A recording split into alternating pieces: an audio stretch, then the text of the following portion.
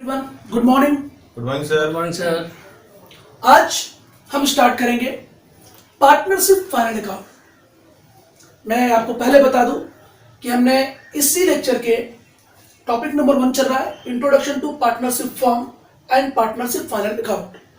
हमने previous 2 lectures के अंदर पार्ट 1 और पार्ट 2 में डिस्कस किया ऑलरेडी है पार्टनरशिप फॉर्म के बारे में, उसके बाद पार्टनरशिप एग्रीमेंट के बारे में, पार्टनरशिप डीड के बारे में, provisions of Indian partnership act 1932 के अकॉर्डिंगली जो बातें पार्टनर कैपिटल और करंट अकाउंट में आती हैं ऑलरेडी हमने सब डिस्कस किया है। जो लोग डायरेक्ट इस वीडियो को देख रहे हैं वे पहले पार्टनरशिप फाइनल अकाउंट में आने से पहले पार्ट 1 और पार्ट 2 देखेंगे तो उनका कॉन्सेप्ट क्लियर हो जाएगा।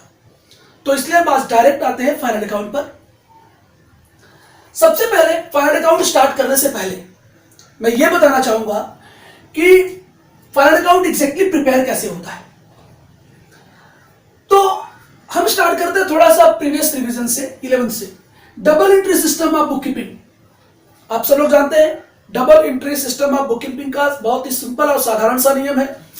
Each and every transaction have 2 fold effect, one is debit and another is credit. This is the basic principle of accounting.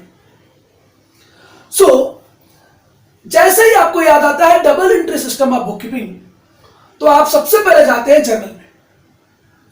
आपने 11 में जर्नल बुक और सब्सिडरी बुक ऑलरेडी बनाया है, प्रिपेयर किया है। उसमें हम क्या करते हैं, जर्नल एंट्रीज को रिकॉर्ड करते हैं। क्या करते हैं, जर्नल एंट्रीज को रिकॉर्ड करते हैं। किसमें रिकॉर्ड करते हैं, जर्नल बुक और सब्सिडरी बुक में। मैं जर्नल बुक के बारे में, जर्नल का मतलब होता है, journal this word is derived from Greek word geor, which means a day. The book where day-to-day transactions are recorded. Daily transactions are recorded in journal book. Subsidiary book is the subdivision of journal, part of journal book. So all the transactions are recorded either in journal book or in subsidiary book. Subsidiary book में आपने देखा purchase book, purchase return book, sales book, sales return book, और उसी से ये 4 account बन जाते हैं, purchase account, purchase return account, sales account और सेल्स रिटर्न अकाउंट। तो all credit transactions are recorded in subsidiary book, only credit transactions are recorded in subsidiary book, only credit sale of goods are recorded in subsidiary book. ये revision चल रहा है, पहले ध्यान देना थोड़ा सा। इसके बाद अब मैं आता हूं आगे। हम जो जर्नल एंट्री करते हैं और सब्सिडरी बुक बनाते हैं, उसी के ट्रांजैक्शन को क्या करते हैं, लेजर अकाउंट बनाते हैं, लेजर में पोस्टिंग करते हैं। आपको याद होगा, फॉर एग्जांपल आपने बनाया था capital account, cash account, goods account, machinery account, furniture account, loan account, bank overdraft account, etcetera etcetera etcetera. There are so many accounts. आप 11 का थोड़ा सा पन्ना पलट लीजिए तो आपको सब याद आ जाएगा। सारे अकाउंट बनाने के बाद हम जर्नल एंट्री को रिकॉर्ड करते हैं इन दोनों बुक्स में। उन रिकॉर्ड की हुई जर्नल एंट्रीज को हम पोस्टिंग करते हैं लेजर बुक में, और लेजर बुक को जब हम क्लोज करते हैं, बैलेंसिंग करते हैं, उसको कहते हैं बैलेंसिंग और लेजर अकाउंट। सारे के सारे अकाउंट्स को हम क्लोज करते हैं, उसके अंदर जो बैलेंस आता है, डेबिट बैलेंस और क्रेडिट बैलेंस आता है।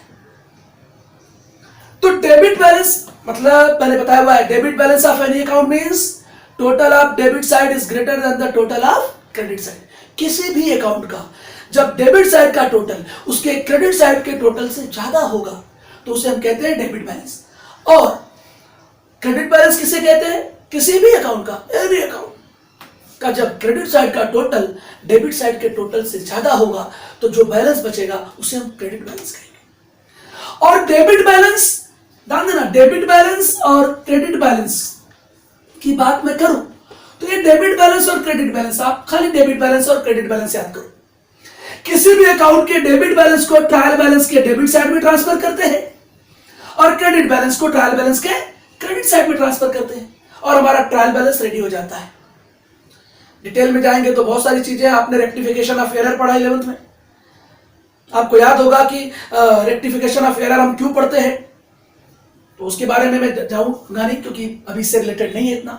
लेकिन आप इतना याद रखिए कि ट्रायल बैलेंस बनने के बाद with the help of trial balance we have to prepare final account. और फाइनल अकाउंट एग्जैक्टली क्या है? फाइनेंशियल स्टेटमेंट है। और फाइनेंशियल स्टेटमेंट में सबसे मुख्य बातें कौन सी आती है? दो बातें आती है। फाइनेंशियल स्टेटमेंट या फाइनल अकाउंट में दो बातें आती है। एक होता है रेवेन्यू स्टेटमेंट और दूसरा होता है पोजिशनल स्टेटमेंट, जिसे पोजीशन स्टेटमेंट भी कहते हैं। अगर आप देखेंगे तो फाइनेंशियल स्टेटमेंट में जो रेवेन्यू स्टेटमेंट है, रेवेन्यू या तो आपकी पार्टनरशिप बिजनेस जनरेट करेगी, एक्सपेंड करेगी, प्रॉफिट होगा या लॉस होगा, यही बातें होती है।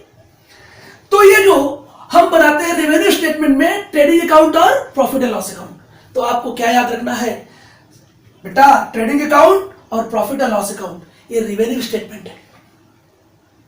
कैसे भाई? ये profit and loss trading account क्यों बनाते हैं? टू कैलकुलेट ग्रॉस प्रॉफिट और ग्रॉस लॉस। ये हमें मिलता है कहां से? ट्रेडिंग अकाउंट से। तो रेवेन्यू स्टेटमेंट हुआ ना, ग्रॉस प्रॉफिट और ग्रॉस लॉस क्या है? प्रॉफिट क्या है? रेवेन्यू है। लॉस भी रेवेन्यू का लॉस है। तो हमें क्या मिलता है? इसको हम बोलते हैं रेवेन्यू स्टेटमेंट। और इसके बाद क्या आपके पास है? प्रॉफिट एंड लॉस अकाउंट में क्या मिलता है आपको? है the statement of profit and loss account is prepared. इसको इनकम स्टेटमेंट भी कहते हैं। फाइनेंस की भाषा में सब क्या कहते हैं? इनकम स्टेटमेंट भी कहते हैं। जब आप 12th के बाद आगे जाओगे तो प्रॉफिट एंड लॉस का जब आपको हॉरिजॉन्टल फॉर्म मिलेगा, ये वर्टिकल फॉर्म में आप पढ़ रहे हैं, सॉरी वर्टिकल फॉर्मेट जो मिलेगा उसको बोलते हैं इनकम स्टेटमेंट। आप हॉरिजॉन्टल फॉर्म पढ़ रहे हैं अभी, debit side and credit side जो बनता है उसको हॉरिजॉन्टल स्टेटमेंट कहते हैं प्रॉफिट एंड लॉस का। अब इनकम स्टेटमेंट जो होगा वो आता है वर्टिकल फॉर्मेट में, 12th के बाद है। तो प्रॉफिट एंड लॉस अकाउंट के अंदर क्या मिलेगा हमें? नेट प्रॉफिट या नेट लॉस मिलेगा बेटा। क्या मिलेगा? नेट प्रॉफिट या नेट लॉस मिलेगा। तो हम ट्रेडिंग अकाउंट बनाते हैं, कैलकुलेट करते हैं किसके लिए? ग्रॉस प्रॉफिट या ग्रॉस लॉस निकालने के लिए। और प्रॉफिट एंड लॉस अकाउंट किस लिए बनाते हैं? नेट प्रॉफिट या नेट लॉस प्राप्त करने के लिए।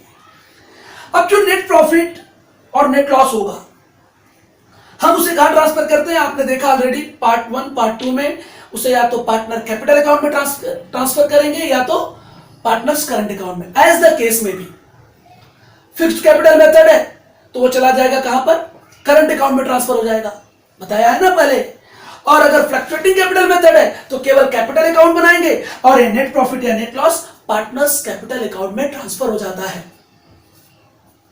हम डिस्ट्रीब्यूट कर देते हैं उसको, पार्टनर्स को, क्या? नेट प्रॉफिट या नेट लॉस को। उसके बाद पार्टनर करंट अकाउंट या पार्टनर कैपिटल अकाउंट क्लोज करते हैं। उसका बैलेंस हमने देखा पार्ट 2 के लेक्चर में किया, हमने एक पूरा प्रैक्टिकल प्रॉब्लम सॉल्व किया है, अच्छी तरह बताया है कि उसका बैलेंस कहा जाता है और बैलेंस शीट में ट्रांसफर होता है। तो ध्यान दीजिए, यह है पोजिशनल स्टेटमेंट। बैलेंस शीट क्या है? पोजिशनल स्टेटमेंट, जो बिजनेस का फाइनेंशियल पोजीशन बताती है at the end of the year. Financial position reflect करती है बिजनेस की। ये जो बैलेंस शीट है ना, ये फाइनेंशियल पोजीशन बिजनेस की बताती है। At the end of the year what is the actual asset of the business and actual liabilities of the business. तो एसेट एंड लायबिलिटीज हमें बिजनेस की एग्जैक्टली पता चलती है कि कितनी हमारे पास बिजनेस में एसेट है, कितनी लायबिलिटीज है और हमारे पास एग्जैक्ट कैपिटल बैलेंस बिजनेस में कितना है। और at the end of the year जो फाइनेंशियल पोजीशन है बैलेंस शीट की वो टैली हो जाती है। तो अब हम आते हैं नीड्स ऑफ फाइनल अकाउंट। इसे हम इंपॉर्टेंस ऑफ फाइनल अकाउंट भी कह सकते हैं, नेसेसिटीज ऑफ फाइनल अकाउंट भी कह सकते हैं। क्या नेसेसिटीज है जरा सा मैंने लिख लिया पहले, तो जरा आप लोगों को मैं ये देखिए कंफ्यूजन ना हो, तो ये देखिए इतने हमारे ये पॉइंट्स है, हमने ये चार्ट पहले डिस्कस किया है। अब हम आते हैं needs of final account. Sir आप नीड ऑफ फाइनल अकाउंट में क्या नीड इसका है? To find out gross profit और gross loss incurred during the year. जाहिर सी बात है कि हम फाइनल अकाउंट के द्वारा ही पता चलेगा ना हमें। जैसा हमने कहा कि फाइनल अकाउंट के अंदर आप ट्रेडिंग अकाउंट बनाते हो, प्रॉफिट एंड लॉस अकाउंट बनाते हो। क्यों बनाते हैं हमें? ताकि हमें पता चले कि बिजनेस का ग्रॉस प्रॉफिट क्या है या ग्रॉस लॉस क्या है। तो ये नेसेसिटी हो गया ना फाइनल अकाउंट का। फाइनल अकाउंट के बिना पता चलेगा क्या? हमें नहीं पता चलेगा। इसीलिए ये नेसेसिटी है फाइनल अकाउंट की, या फाइनल अकाउंट की नीड क्यों है फाइनल अकाउंट की? कि हमें पता चले कि बिजनेस का ग्रॉस प्रॉफिट या ग्रॉस लॉस क्या है। Second point, to find out net profit और नेट लॉस।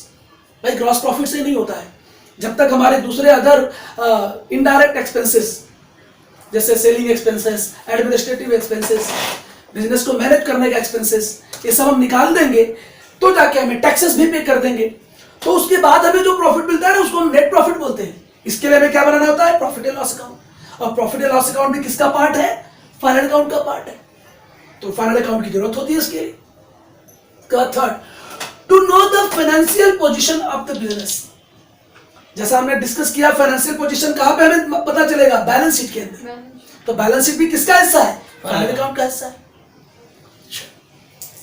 इसके बाद to find out the amount payable to creditor.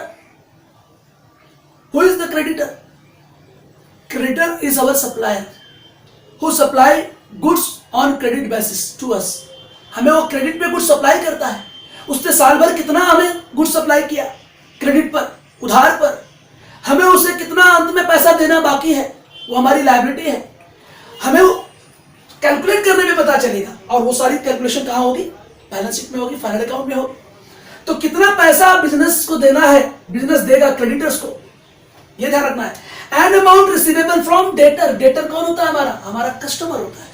हम कस्टमर से कितना पैसा प्राप्त करने वाले हैं और क्रेडिटर को कितना पैसा पे करने वाले हैं, ये जानने के लिए जरूरत होती है किसकी? नीड होती है किसकी? Final account. इसके बाद with the help of trading account, profit and loss account and balance sheet, we have to make future plan of business. हमें बिजनेस की अगर फ्यूचर प्लानिंग करनी है, मान लिया हमारी 3-4 साल की हमने बैलेंस शीट उठा ली, प्रॉफिट एंड लॉस अकाउंट उठा लिया, उसके बेस पर हमारा बिजनेस का आगे क्या पोजीशन है, आने वाले ईयर्स में बिजनेस की क्या स्थिति हो सकती है, वो अगर हम जानना चाहते हैं और फ्यूचर में प्लानिंग करना चाहते हैं, तो उसके लिए बहुत अत्यंत जरूरी है कि हमने बैलेंस शीट या फाइनल अकाउंट तैयार करके रखा है। हमारे पास कोई फाइनल अकाउंट ही नहीं है, कोई ट्रेडिंग अकाउंट ही नहीं है, कुछ भी नहीं है, बैलेंस शीट नहीं है, हमें फ्यूचर प्लानिंग क्या समझ में आएगी बिजनेस की? इसलिए फाइनल अकाउंट बिजनेस का एक बहुत ही अहम हिस्सा है, इंपॉर्टेंट हिस्सा है। इसके बाद source of application of fund. आप बैलेंस शीट की लायबिलिटी में जाते हैं, बहुत सारे फंड होते हैं, रिजर्व फंड होता है, स्पेशल फंड होता है, कुछ है, वो सारे फंड हम क्रिएट करते हैं, धीरे धीरे प्रॉफिट एंड लॉस अकाउंट में से निकालते हैं। आपके पार्टनरशिप बिजनेस का पूरा प्रॉफिट क्या आप आपस में बांट लो, ठीक है बांट लेंगे, लेकिन थोड़ा थोड़ा रिजर्व भी क्रिएट करते हैं। वो फंड क्रिएट होता है और वो फंड हमें source of application of fund, मतलब हमने किस सोर्सेस से वो हमने फंड निकाला है वो हमें पता चलता है रिजर्व एंड सरप्लस के माध्यम से। ये तो 12th में नहीं है, आगे के स्टूडेंट में, लेकिन यहाँ पे पॉइंट आया ये कि source of application of fund, हमने फंड कहां से क्रिएट किया, कहां से जनरेट किया, ये हमें फाइनल अकाउंट के थ्रू पता चलेगा। इसके बाद वैल्यू ऑफ गुडविल। अरे वैल्यू ऑफ गुडविल किसका? बिजनेस का गुडविल कितना है, आपके बिजनेस की रेपुटेशन क्या है, मार्केट में बिजनेस की वैल्यू क्या है। Goodwill is nothing but the market money value of the business. Market में आपके बिजनेस की मनी वैल्यू क्या है, मॉनेटरी टर्म्स में आपके बिजनेस की जो वैल्यू मेजर्ड होती है ना, उसे हम बोलते हैं बिजनेस का goodwill.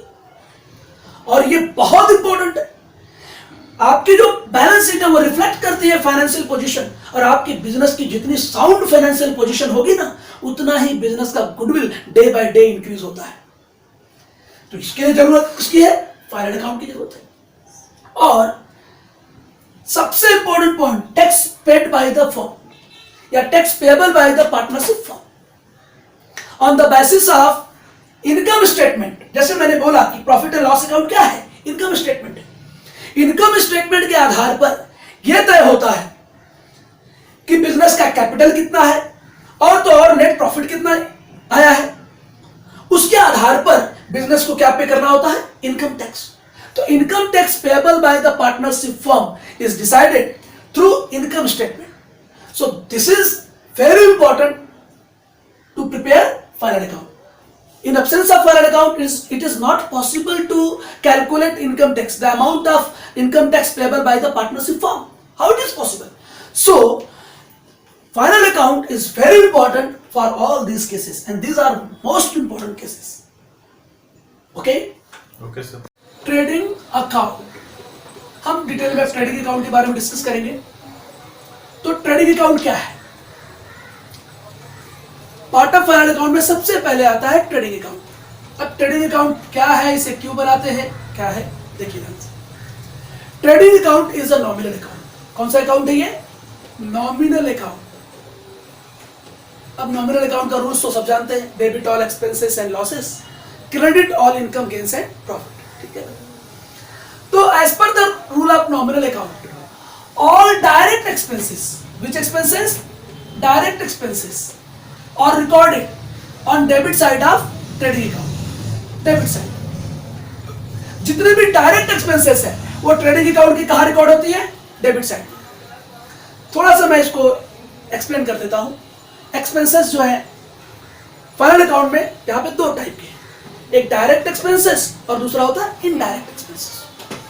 Direct expenses are those expenses which are related with production, related with factory, related with manufacturing. That expenses is called as direct expenses. Or indirect expenses,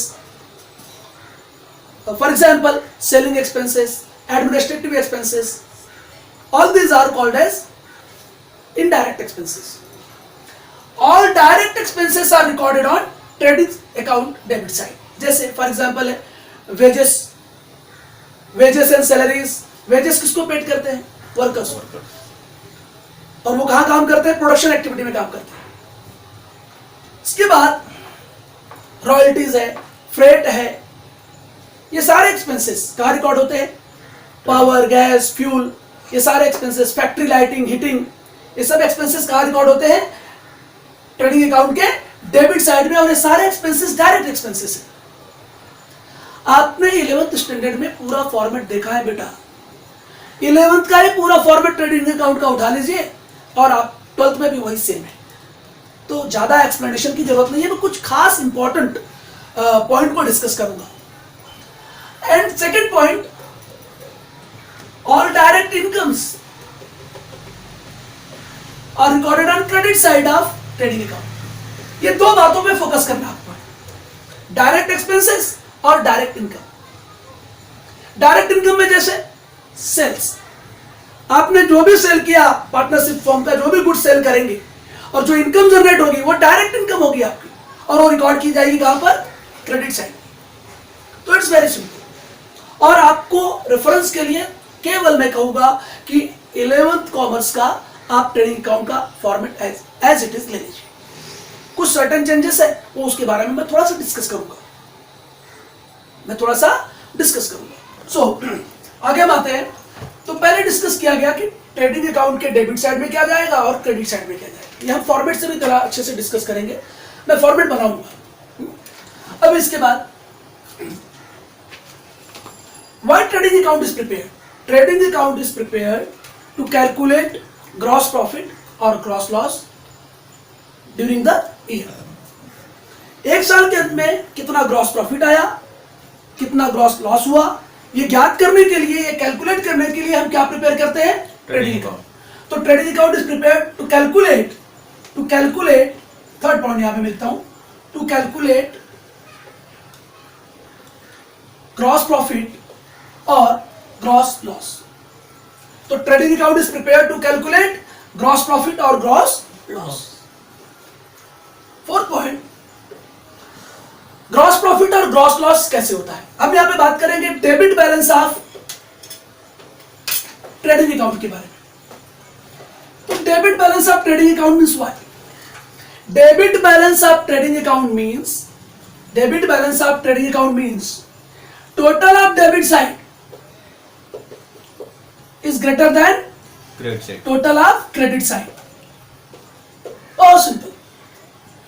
And whenever we total of debit side is greater than total of credit side, then it is termed as, or it is known as gross loss.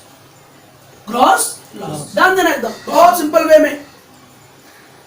पहली बात, debit balance of trading account means what? Debit balance of trading account means total of debit side is greater than और more than the total of credit side. देखिए short में आपको दिख रहा है। और जब टोटल डेबिट साइड का ज्यादा होगा तो बिजनेस को क्या होगा? ग्रॉस लॉस होगा।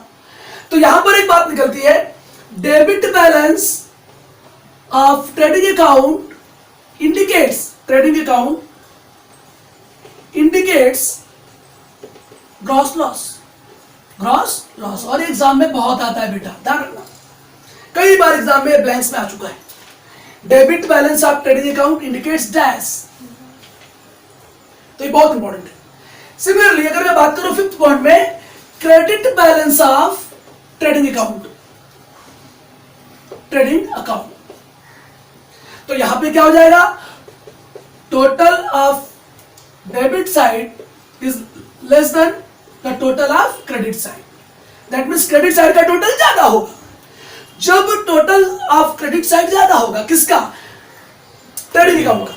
देखो ना यहाँ पे लिख रहा है credit balance of trading account, यहाँ पे क्या दिया था? देखो debit balance of trading account. अब यहाँ पे क्या कह रहे हैं? Credit balance of trading account. अरे भाई, जब क्रेडिट बैलेंस ज्यादा होगा ट्रेडिंग अकाउंट का, देखो ना ये ज्यादा है, ये देखो, देख रहे ना आप लोग, ग्रेटर देन, किधर है साइन?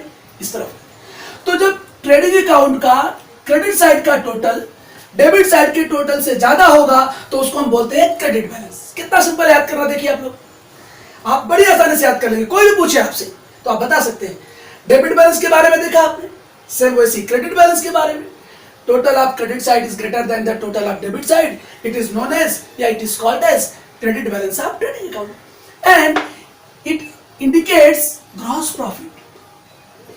अरे भाई, इनकम कहां जाती है? देखो ना, ये देखो, इनकम कहां जाती है? क्रेडिट साइड में। क्रेडिट साइड में ज्यादा रहेगा टोटल तो इनकम ज्यादा होगी, इनकम ज्यादा होगी तो ग्रॉस प्रॉफिट होगा। अब डेबिट साइड में एक्सपेंसेस होता है, ये देखिए, एक्सपेंसेस ज्यादा होगा आपका डेबिट साइड में तो आपको क्या होगा? ग्रॉस लॉस होगा। सब चीजें देखो एकदम एग्जैक्टली, ये फिगर आउट अच्छे से करें आप लोग, बहुत आसानी से समझ में आएगा। तो देखिए इसको हम लिखेंगे क्या? Credit balance of trading account indicates क्या? Gross profit. ये देखो, ये ग्रॉस प्रॉफिट है, ग्रॉस प्रॉफिट। ये दो बातें बहुत अच्छी तरह से दिमाग में रखनी आपको है। तो ये देखो, ये एकदम स्टार, ये बात मैं स्टार जो बहुत महत्वपूर्ण होती है मैं उसे स्टार कर देता हूँ। ये दो लाइन बहुत इंपॉर्टेंट है। हमने चार बातें सीखा बेटा। देखो, debit balance of trading account, credit balance of trading account. Debit balance को क्या कहते हैं? क्रेडिट बैलेंस क्या इंडिकेट करता है? इंडिकेट्स। देखा तो से, ये बहुत इंपॉर्टेंट पॉइंट्स है, मैं डबल अंडरलाइन कर देगा। और ध्यान दीजिए, सिक्स्थ पॉइंट वेरी इंपॉर्टेंट, देखिए पॉइंट वाइज दे रहा हूं आपको, टेक्स्ट बुक रीड करने की पूरी जरूरत नहीं है बेटा, एकदम सिंपल फॉर्मेट है ये। देखो ध्यान से, ये अगर ग्रॉस लॉस हुआ, फर्स्ट केस अगर ग्रॉस लॉस हुआ तो gross loss is transferred to the debit side of profit and loss account, और द डेबिट साइड यानी कि लेफ्ट हैंड साइड। किसी भी अकाउंट का डेबिट साइड क्या होता है? लेफ्ट हैंड साइड होता है, और किसी भी अकाउंट का जो क्रेडिट साइड होता है वो क्या होता है? राइट हैंड साइड होता है। तो हम क्या करेंगे? ये ग्रॉस लॉस को प्रॉफिट एंड लॉस अकाउंट के कहां पे लेके जाएंगे? डेबिट साइड में लेके जाएंगे, और क्या लिखेंगे? As to gross loss brought down. कहां पर लिखेंगे? Debit side. कहां पे? देखो ध्यान से, यहां पे लिखना ना, मैं लिख दे रहा हूं फिर भी यहां पे, प्रॉफिट एंड लॉस अकाउंट के डेबिट साइड में क्या लिखेंगे हम? डेबिट साइड में क्या लिखेंगे हम? इसे एकदम टॉप पे लिखेंगे, क्या लिखेंगे? As to gross loss brought down. Similarly gross profit को कहां लिखेंगे? ग्रॉस प्रॉफिट इज ट्रांसफर्ड, ध्यान देना, transferred to the credit side of P and L account, profit and loss account, और क्या लिखेंगे उसको? As by gross profit brought down. ये बहुत अच्छी तरह से आपके दिमाग में रहना चाहिए, कहां किसको लिखते हैं। ये कंप्लीट रिफ्लेक्शन है पूरा ट्रेडिंग अकाउंट का, इसके अलावा ट्रेडिंग अकाउंट में कुछ भी नहीं है। तो आपने अभी देखा ट्रेडिंग अकाउंट के बारे में पूरा मैंने जस्ट पहले ही प्रिपेयर कर लिया है, फॉर्मेट ऑफ ट्रेडिंग अकाउंट। मैं इसे एक्सप्लेन करता हूँ आपको। कुछ बातें इसमें इंक्लूड नहीं है, वो तो आप टेक्स्ट बुक से भी देख सकते हैं। Format of trading account for the year ended 31 मार्च, और यहाँ ईयर मेंशन किया जाएगा। तो मैंने फॉर्मेट ड्रॉ कर लिया है। इसके डेबिट साइड में सारे डायरेक्ट एक्सपेंसेस रिकॉर्ड कर दिया और क्रेडिट साइड में डायरेक्ट इनकम। कुछ बच्चों को ये कंफ्यूजन रहता है कि सर ये इनकम कहाँ है सर, ये तो गुड्स डिस्ट्रॉयड बाय फायर है, गुड्स विड्रॉन बाय पार्टनर है, ये सब इनकम कहाँ है? तो बेटा ये इनकम नहीं है, ध्यान देना। अब अगर गुड्स डिस्ट्रॉयड बाय फायर है तो जो हमने गुड्स परचेस किया है, ये परचेस किस चीज का हुआ है? गुड्स परचेस हुआ है। हम चाहे तो यहां से भी उसे लेस कर सकते हैं, बट इसके सरलता के लिए, ट्रेडिंग अकाउंट को आसानी से समझने के लिए यहां से ना निकाल करके उसे क्रेडिट साइड में ट्रांसफर किया है, ऑलरेडी माइनस हो गया। जब एक चीज डेबिट है, डेबिट के ही इफेक्ट को अगर हम दूसरा इफेक्ट क्रेडिट कर लें तो उसमें से माइनस हो जाता है। तो इसलिए उसकी सरलता के लिए, तो ये आप ना सोचिए इसके बारे में कि सर ये इनकम नहीं दिख रही हम लोगों को। एक चीज, अब हमेशा ट्रेडिंग अकाउंट ऑलवेज ओपन होता है ओपनिंग स्टॉक से। तो देखिए यहां पे 2 ओपनिंग स्टॉक ऑलवेज रहेगा, ऑलवेज। अब देखिए यहां पे 2 परचेसेस, ये एडजस्टमेंट में दिया रहेगा अनरिकॉर्डेड परचेस। गुड्स हम किससे परचेस करते हैं? क्रेडिटर से बेटा। किससे? क्रेडिटर से। अगर एडजस्टमेंट में अनरिकॉर्डेड परचेस दिया है तो आप परचेसेस में ऐड कर दीजिए, इनर कॉलम में अमाउंट टोटल कीजिए, उसके बाद आपको ट्रायल बैलेंस में दिया रहेगा, ट्रायल बैलेंस के क्रेडिट साइड में रिटर्न आउटवर्ड या रिटर्न परचेस रिटर्न दिया रहेगा, वो लेस करके तब आप आउटर में जाइएगा। इसके बाद देखो 2 wages and salaries. Wages direct expenses है, खाली वेजेस रहेगा तो भी आएगा, वेजेस एंड सैलरी लिखा है तो यहां पर आएगा। अगर सैलरीज एंड वेजेस है तो वो इनडायरेक्ट एक्सपेंसेस हो जाता है, वो हम प्रॉफिट एंड लॉस अकाउंट के डेबिट में लेते हैं। तो जरा ध्यान देना इस आइटम पर। टू फ्रेट एंड कैरियर, भाई ये फ्रेट और कैरियर क्या है? ये देखो, टू फ्रेट टू कैरियर। ये जो टू फ्रेट होता है ना, फ्रेट और कैरियर, ये होता है ट्रांसपोर्टेशन एक्सपेंसेस। ध्यान देना, मैंने यहां पे इसे स्टार किया हुआ है। जैसे रेलवे फ्रेट, रेलवे का फ्रेट है तो रेलवे का किराया हो गया वो, और कैरियर जो है ये भी तो ट्रांसपोर्ट ही है ना बेटा, रेलवे भी तो ट्रांसपोर्टेशन एक्सपेंसेस में आता है, रेलवे का खर्च, हमने रेलवे से माल ढुलाई किया। कैरियर ये भी ट्रांसपोर्टेशन है। तो ध्यान दीजिए यहां पर कैरियर 2 टाइप का होता है, जरा मैं यहां पर आ रहा हूं, ध्यान देना। कैरियर एक होता है कैरियर्स इनवर्ड, कैरियर इनवर्ड, जरा अच्छी तरह समझ ले सब लोग इसको, बड़ा ही अच्छा ही है। और दूसरा होता है कैरियर्स आउटवर्ड, कैरियर्स आउटवर्ड। तो बेटा कैरियर्स इनवर्ड और कैरियर्स आउटवर्ड में डिफरेंस क्या है? मैंने कैरियर्स को क्या बोला? Transportation expenses, transportation expenses. अब भाई बताओ, कैरियर्स इनवर्ड जब हम गुड्स परचेस करते हैं तो गुड्स परचेस होकर हमारे पास बिजनेस में आएगा, तो जो एक्सपेंसेस हम पे करेंगे, ट्रांसपोर्ट से माल आया ना बेटा, तो क्या वो ट्रांसपोर्ट वाला फ्री में पहुंचा के जाएगा क्या? पैसा नहीं दोगे क्या उसको? दोगे ना, वो जो पे करोगे वही कैरियर्स इनवर्ड है। और वो क्या है? डायरेक्ट एक्सपेंसेस है, गुड्स परचेस किया आपने। तो गुड्स परचेस करने पर जो हम एक्सपेंसेस पेड करते हैं ट्रांसपोर्ट को, वो होता है कैरियर्स इनवर्ड। और ये इसलिए आता है कहां पर? ट्रेडिंग अकाउंट के डेबिट में। याद रखो, खाली कैरियर है तो भी इधर आएगा, और कैरियर्स इनवर्ड है तो भी यही आएगा। इसके बाद कैरियर्स आउटवर्ड क्या होता है? जब हम गुड्स सोल्ड करते हैं बेटा, क्या करते हैं? गुड्स सेल करते हैं, सोल्ड नहीं लिखता, सेल। हम गुड्स जब सेल करते हैं तो सेल करते वक्त गुड्स जाएगा कैसे? चल के जाएगा क्या गुड्स? अरे ट्रांसपोर्ट के द्वारा जाएगा। तो ट्रांसपोर्ट से जो गुड्स जाता है और जो हम एक्सपेंसेस पेड करते हैं ट्रांसपोर्ट का, वो कैरियर्स आउटवर्ड होता है। और इसलिए क्या है? इनडायरेक्ट एक्सपेंसेस है, और ये जाएगा प्रॉफिट एंड लॉस अकाउंट के डेबिट। तो इसको जरा ध्यान से समझ लीजिएगा, ये जाता है P&L अकाउंट के डेबिट में और ये जाता है ट्रेडिंग अकाउंट के डेबिट में। तो ये जरा आप लोग जरा शॉर्टकट में बहुत अच्छी तरह से दिमाग में रखेंगे, बहुत अच्छी तरह दिमाग में रखेंगे। क्या होता है? इसी को लोग कंफ्यूज हो जाते हैं। ट्रायल बैलेंस में दिख रहा है, अच्छा ट्रायल बैलेंस के दोनों डेबिट में होते हैं। अब उनको लगता है ट्रायल बैलेंस के दोनों डेबिट में, यार नाम तो अलग अलग है, जाएगा कहां? तो ध्यान रखिएगा, मैंने एक्सप्लेन कर दिया है। इसके बाद यहां पर सबसे इंपॉर्टेंट पॉइंट ले रहा हूं मैं, ट्रेड एक्सपेंसेस को। देखिए जैसे factory rent, motive power, royalties, coal gas and heating, import duty, custom duty, ये सब कहां आता है? इस तरह ये सब डायरेक्ट एक्सपेंसेस है और ये आएंगे ट्रेडिंग अकाउंट के डेबिट। लेकिन मैं यहां पर आपका ध्यान आकर्षित करना चाहूंगा ट्रेड एक्सपेंसेस पर। तो जरा भैया ट्रेड एक्सपेंसेस पर हाईलाइट कर लेते हैं।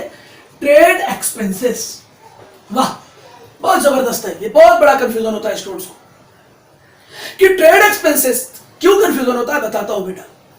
ट्रेड एक्सपेंसेस कभी कभी लिखना होता है ट्रेडिंग के डेबिट में, और कभी कभी ये चला जाता है प्रॉफिट एंड लॉस अकाउंट के डेबिट में। अब बड़ा कंफ्यूजन, सर डेबिट में, ट्रेडिंग के डेबिट में कब जाएगा और प्रॉफिट एंड लॉस अकाउंट के डेबिट में कब जाएगा? समझा रहा हूं, देखिए ट्रेड एक्सपेंसेस हम ट्रेडिंग के डेबिट में और प्रॉफिट एंड लॉस अकाउंट के डेबिट में कब लिखते हैं? जाएगा डेबिट में, जाएगा डेबिट में। प्रश्न उठता है कि ट्रेड एक्सपेंसेस को ट्रेडिंग अकाउंट के डेबिट में कब लिखा जाए और प्रॉफिट एंड लॉस अकाउंट के डेबिट में कब लिखा जाए? बहुत ही सिंपल सा साधारण सा जवाब है, एकदम नोट करिए। If sundry expenses, journal expenses, miscellaneous expenses, this type of expenses are given in trial balance, given in trial balance, then trade expenses is recorded on debit side of trading account। if sundry expenses, journal expenses, miscellaneous expenses or any other expenses is given in trial balance, ध्यान रखना, अगर trial balance में आपको ये सारे expenses दिखाई देते हो तो आपको ट्रेड एक्सपेंसेस को कहां लिखना है? ट्रेडिंग अकाउंट के डेबिट साइड में लिखना है। और सिंपल सी बात है, जब ये सारे एक्सपेंसेस आपको ट्रायल बैलेंस में ना दिखाई दे, not given in trial balance, not given in trial balance, ध्यान देना मैंने शॉर्टकट में लिखा है, अगर ये सारे expenses not given in trial balance है और ट्रायल बैलेंस में केवल आपको ट्रेड एक्सपेंसेस दिख रहा है, तब आप ट्रेड एक्सपेंसेस को कहां लिखोगे बेटा? प्रॉफिट एंड लॉस अकाउंट के डेबिट में। तब कहां लिखोगे आप इसको? प्रॉफिट एंड लॉस अकाउंट के डेबिट में। क्लियर? Yes sir. अब मैं इसे जरा इरेज कर देता हूं और आपको एक और देखो, मैंने आइटम इसको स्टार किया मैंने है ट्रेडिंग अकाउंट के क्रेडिट साइड में। जो इंपॉर्टेंट इंफॉर्मेशन है पहले हम उसको देख रहे हैं, बाकी तो फॉर्मेट आपने सब पढ़ा है 11th में भी, इसके बावजूद हम डिस्कस कर रहे हैं। देखिए ध्यान से, बाय क्लोजिंग स्टॉक, यहां पे मैंने लिखा है closing stock is always taken at cost price और market price, whichever is less. ध्यान दीजिए, आपको एडजस्टमेंट दिया रहेगा, ट्रायल बैलेंस के नीचे आपको क्या दिया रहेगा? एडजस्टमेंट।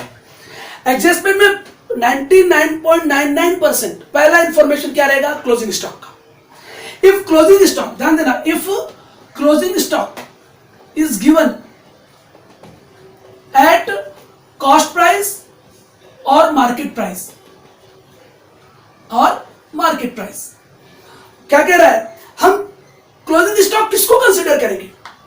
जो प्राइस क्या होगी? Which ever is less. जैसे मान लिया जाए प्रॉब्लम में आपको दिया है कॉस्ट प्राइस 30,000 और मार्केट प्राइस 25,000। अब मुझे बताओ, कॉस्ट प्राइस अगर 30,000 है, मार्केट प्राइस 25,000 है, तो कौन सी प्राइस आपको कम दिख रही है? मार्केट प्राइस आपको कम दिख रही है बेटा, तो इसको हम क्लोजिंग स्टॉक कंसीडर करेंगे, इसको छोड़ देंगे हम। सिंपल सी बात है। आपको लिखा रहेगा closing stock at the end of the year, cost price ₹30,000 and market price ₹25,000। तो आपको जो कम प्राइस रहेगी उसको हमको दिखाना है। तो सिंपल सी बात है, अगर मान लिया जाए कॉस्ट प्राइस 30,000 है, मार्केट प्राइस 25,000 है, तो मैं क्लोजिंग स्टॉक किसको कंसीडर करूंगा? 25,000 को क्लोजिंग स्टॉक लूंगा मैं। अगर चलो उल्टा कर लिया जाए, मान लिया जाए कॉस्ट प्राइस आपकी 20,000 है और मार्केट प्राइस आपकी 25,000 है, तो अब मैं बताइए मुझे क्लोजिंग स्टॉक किसको लूंगा? मैं कॉस्ट प्राइस को लूंगा। क्लोजिंग स्टॉक क्यों लूंगा मैं? क्योंकि ये कम है ना। तो याद रखिए, ऑलवेज आपको कॉस्ट प्राइस और मार्केट प्राइस में कंपेयर करना है। यहां देखो, कॉस्ट प्राइस 30,000, मार्केट प्राइस 25,000, मैंने किसको लिया? क्लोजिंग स्टॉक 25,000 लिया। इस एग्जांपल में देखिए, कॉस्ट प्राइस 20,000, मार्केट प्राइस 25,000, कौन सी प्राइस कम है? कॉस्ट प्राइस कम है, तो मैंने इसको क्या ले लिया? Closing stock. बस ये सिंपल है। और देखिए क्लोजिंग स्टॉक तो मैंने इसलिए पहले डिस्कस किया क्योंकि मैंने स्टार वाले पॉइंट्स पहले डिस्कस कर लिए। अब देखिए ऑलवेज ट्रेडिंग अकाउंट के क्रेडिट में हमेशा स्टार्ट कैसे होगा, बाय सेल्स। अगर अनरिकॉर्डेड सेल दिया है एडजस्टमेंट में, हम सेल किसको करते हैं, गुड्स डेटर को, ध्यान रखना। तो अनरिकॉर्डेड सेल जो होगा गुड्स का वो यहां पर पहले ऐड होगा, उसके बाद आप ट्रायल बैलेंस के डेबिट में दिया रहेगा क्या, रिटर्न इनवर्ड या सेल्स रिटर्न, उसको आप लेस करके तब आउटर में जाएंगे, और जो आउटर में जाएंगे तो उसको क्या कहेंगे हम, नेट सेल। और इसके बाद जैसे by good destroyed by fire या गुड्स लॉस्ट बाय थेफ्ट, इसके बाद by goods withdrawn by the partner for their personal use, से ड्रॉइंग होता है। तो ये सब चीजें आपको अच्छे से डिस्कस करना है। अब हम आते हैं किस पर, अगर ट्रेडिंग अकाउंट का क्रेडिट साइड का टोटल ज्यादा है तो डेबिट साइड में क्या बचेगा बताओ, प्रॉफिट, ग्रॉस प्रॉफिट बचेगा। और अगर डेबिट साइड का क्रेडिट टोटल ज्यादा है तो क्रेडिट साइड में क्या बचेगा, ग्रॉस लॉस। और हम ऑलरेडी डिस्कस कर चुके हैं बेटा ट्रेडिंग अकाउंट में ही कि ग्रॉस प्रॉफिट को प्रॉफिट एंड लॉस अकाउंट के कहा लिखते हैं, क्रेडिट में, और ग्रॉस लॉस को प्रॉफिट एंड लॉस अकाउंट के डेबिट में, ऑलरेडी डिस्कस हो चुका है। ओके तो देखिए ध्यान से, आज हमने डिस्कस किया पूरा इंट्रोडक्शन फाइनल अकाउंट का, उसके बाद हमने डिस्कस किया importance and necessities of final account, उसके बाद हमने डिस्कस किया जो फॉर्मेट पूरा है फाइनल अकाउंट का, उसमें क्या क्या आता है, क्या इंक्लूड होता है, trading account, profit and loss account, balance sheet, partner capital और करंट अकाउंट भी होता है, उसे हमने पार्ट 1, 2, 3 के वीडियो में डिस्कस कर लिया है। ध्यान दीजिए बेटा, ट्रेडिंग अकाउंट तक हमने डिस्कस कर लिया। अगले लेक्चर में पार्ट 4 में हम डिस्कस करेंगे प्रॉफिट एंड लॉस अकाउंट, थोड़ा बहुत पार्टनर कैपिटल और करंट अकाउंट के बारे में रिवीजन हो जाएगा, और उसके बाद पूरा इंफॉर्मेशन बैलेंस शीट के साथ, फॉर्मेट के साथ हम आएंगे। तब तक के लिए धन्यवाद।